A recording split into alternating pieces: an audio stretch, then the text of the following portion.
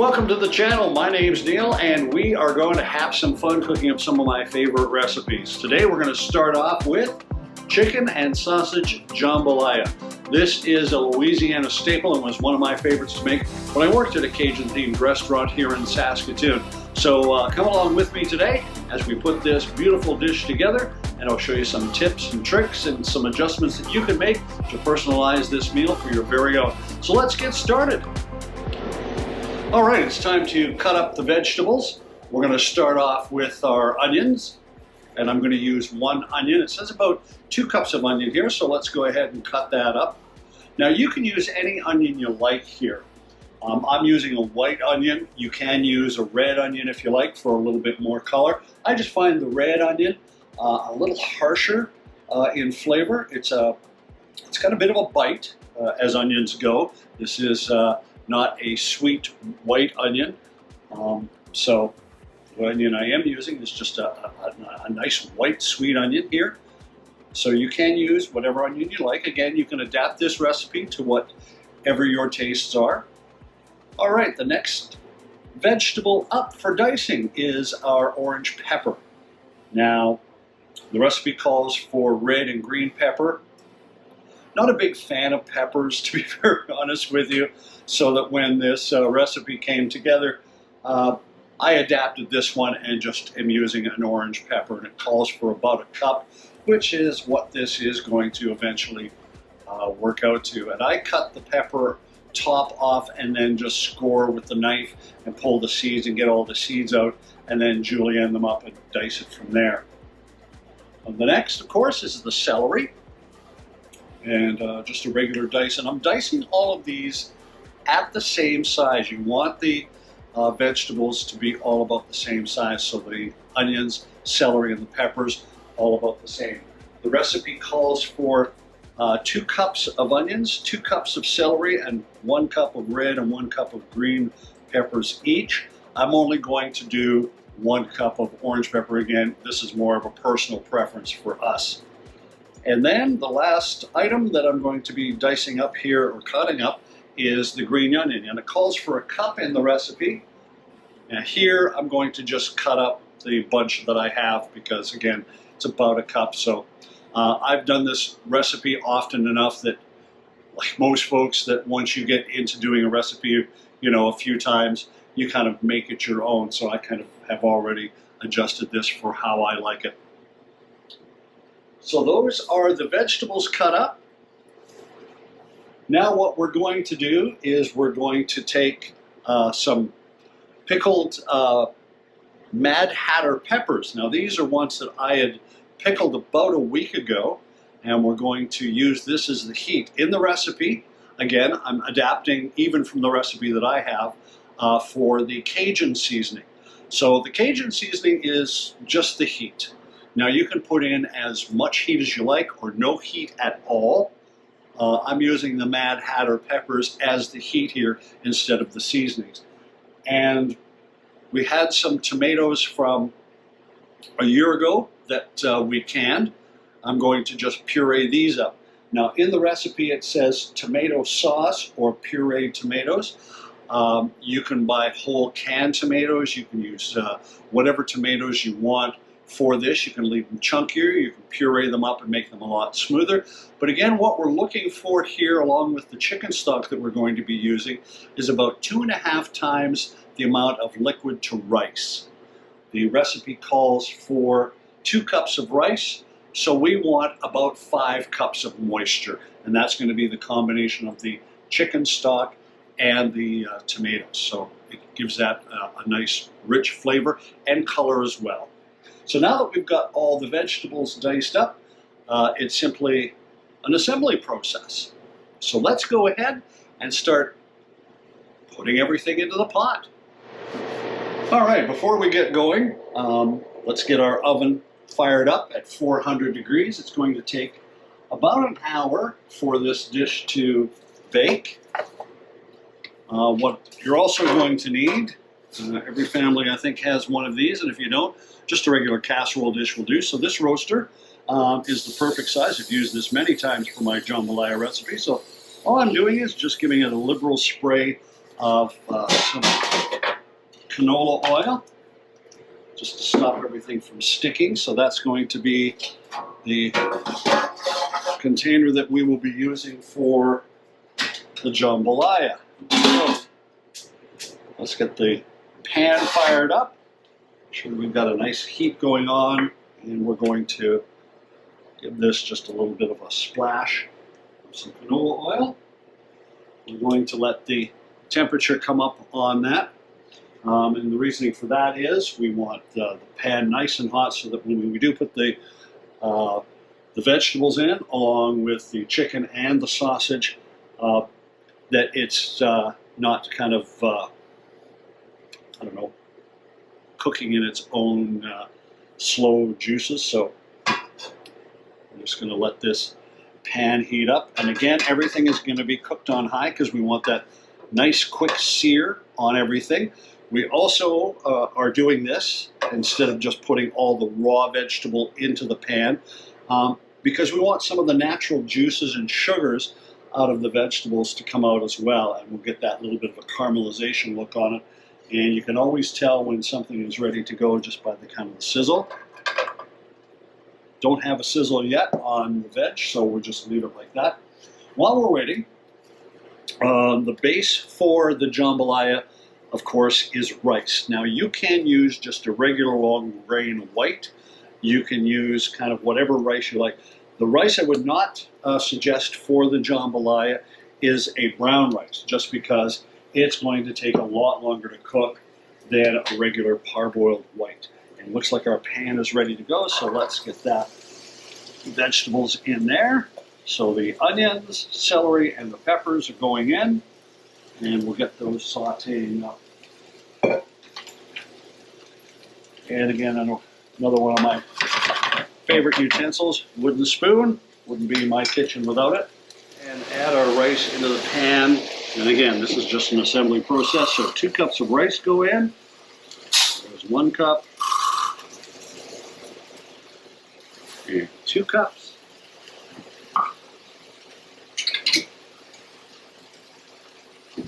And the other item that we can put in is our green onions. While the veg is cooking away, we'll throw those in there. This is smelling wonderful, as usual. Anytime I'm doing up onions, it just fills the house with a glorious flavor. Now, the other item that we're not going to cook is the peppers. So we're going to add those in raw as well. And those I cut up a little earlier. And we're going to be adding in some garlic. I have used fresh garlic before from the farmer's market. This time of year, we're not getting it as much. So what I am going to be doing is adding in some pureed garlic just from the grocery store. That works just as well. So I'll grab myself a spoon here. And again, you can add as much or as little as you like. I'm doing a good teaspoonful there. I like the flavor of the garlic in this recipe. And once you make it once, then you can start customizing it to how your tastes are. So if you do the recipe off of in the description below, and then you want to adjust, be my guest. That's how I've done it. I've made some adjustments from the original recipe that we made at the restaurant in Saskatoon. Some of the things I liked about it, some of the things I would prefer, my own tastes, and that's what I encourage you to do. Once you've done this once, then adjust it for however you like. You're really going to get these veggies nicely sauteed up. Okay, the veggies have really tightened up and sweetened up here. We'll bring the pan right up to the camera because as you can see, these nice little brown spots, well, that's the caramelization that's been happening. So that goes into the pot. The next thing in is going to be our chicken. We'll get that going. And again, we're doing all of this on high heat because we want a nice sear on the outside. We are going to be cooking this in the oven for an hour at 400 degrees. So don't worry about the fact that the interior of the meat is not going to be cooked all the way through. Now, what I just added there was a little bit of High's seasoning. This is one of my go-tos. I've also got a couple of other seasonings, but this one I know for this recipe is really not going to change the flavor much. Let's put that up into the shelf because I won't need that much anymore. So again, this is something where you can adapt the recipe to whatever you like. I've used Frank's hot sauce in here before for a little bit of heat as well. Again, because it is a Southern Cajun meal, most people think it's got to be hot, hot, hot, and it does not. A lot of Cajun cooking is simply flavor, layers of flavor. Yes, some of those flavors are hot, but not necessarily all the time. So adjust for what you need. This is coming along really nice. The chicken bone broth that I'm using is from one of the local producers here, Pine View Farms, along with the chicken and the sausage. Local is what I like to do as much as possible. We are into winter here in Saskatchewan, so unfortunately, a lot of the produce and vegetable season has been done for the season, and so now we're just going to be working on what we can get, either what I've canned already this year or what we can get out of our local grocery stores. But this is part of a subscription pack that we got, so I thought this would be really nice. So anytime I'm doing rice, when I'm cooking it, I do not cook with water. Again, water has no flavor for me. So anytime I'm doing rice, whether it's just a side dish, it's always cooked in chicken stock, beef stock, a vegetable stock, whatever flavor. And if I am using water, I'm flavoring the water with something else. A standard rice usually will have onions and celery into it. I never cook rice just as is. So the chicken is done. So now let's add in the sausage. And again, from Pine View Farms. All I've done here, as you've seen, is just give this sausage a good cut into half moons. I'm adding a little bit of canola oil to this, just because, again, I want some caramelization on here. So we will cook this down and go. Like I was saying with the chicken stock and bone broth and those kind of things, what you want is flavor.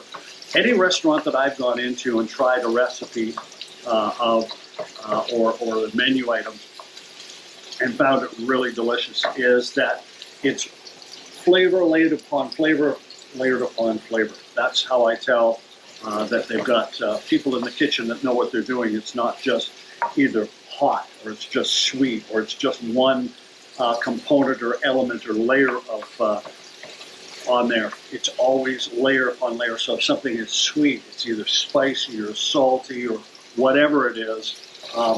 There's some great chefs in Saskatoon, and boy, do they know how to cook, and they can layer flavors like nobody's business. And that's what I try to do with everything that I've got, is add a layer of flavor on top of something. So that's why with rice, it always gets cooked in some sort of broth or stock.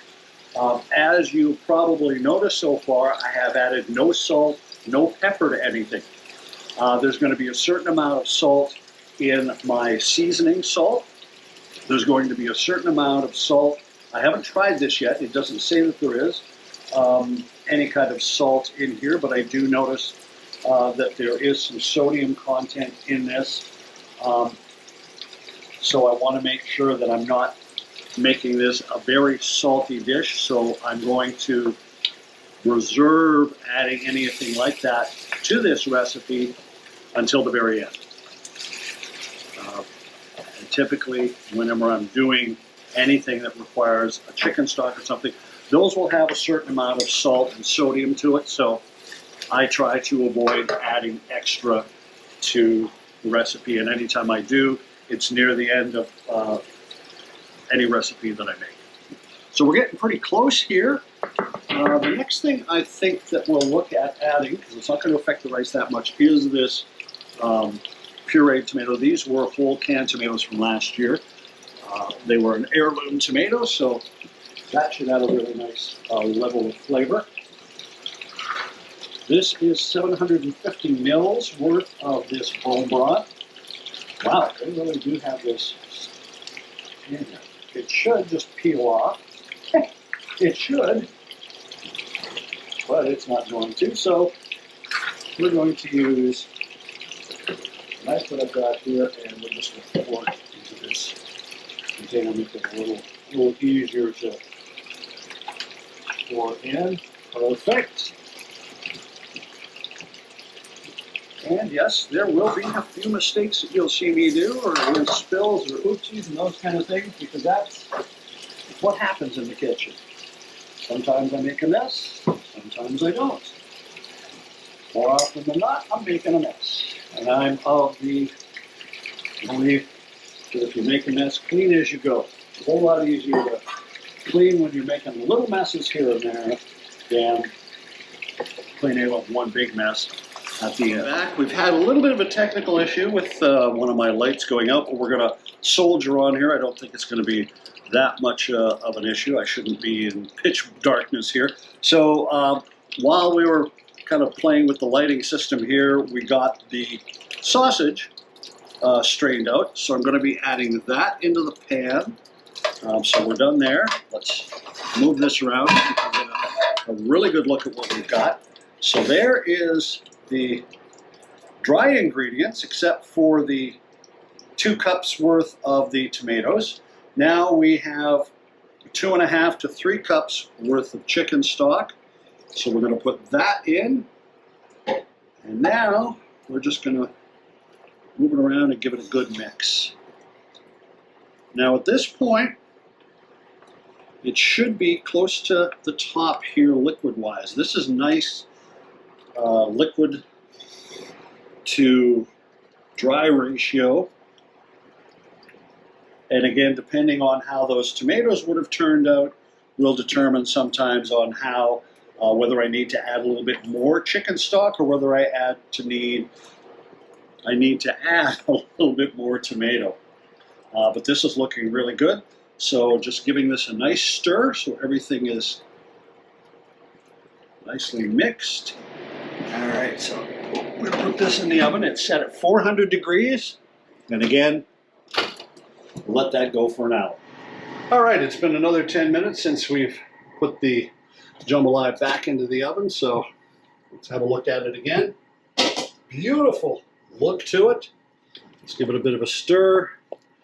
And yeah, this is more like what I want to see. Everything nicely cooked. Smell is incredible. What you want to do is just do a quick little stir like this. And then put the lid back on for 10 minutes and just let it stand. And it will be delicious. All right, well, we've fluffed and mixed the jambalaya. It is now at that perfect consistency where all the moisture has evaporated out and it looks and smells delicious. Now, the one thing, if you've been following along and noticed on the recipe card, it talks about parsley. That's one thing that I have not put in here. That's not a flavor that I like in the jambalaya. I've left it in the recipe card for those of you who like parsley. It's actually cooked into the recipe. You add it in with everything else. I'm just not a fan of what that flavor profile is, so I've left it out. So again, adjust this recipe to your tastes and to what you like the best. Right now, let's give this a taste. I do have to go grab a spoon.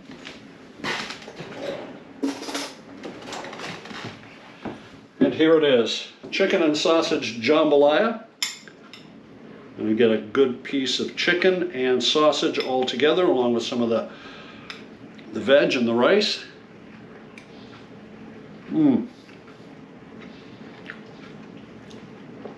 Just the right amount of heat from the pickled peppers, the Mad Hatters that we used. Great flavor off the Pineview Farm sausage and chicken. You can taste the peppers and the onions and everything. Just a really nice balance of flavor in here. So I hope you like the recipe. Give it a shot, and again, once you've done it once, adapt it to what you like the best. So until next time, thank you for joining me in the kitchen. We've got a lot more recipes, so hope you'll join me the next time.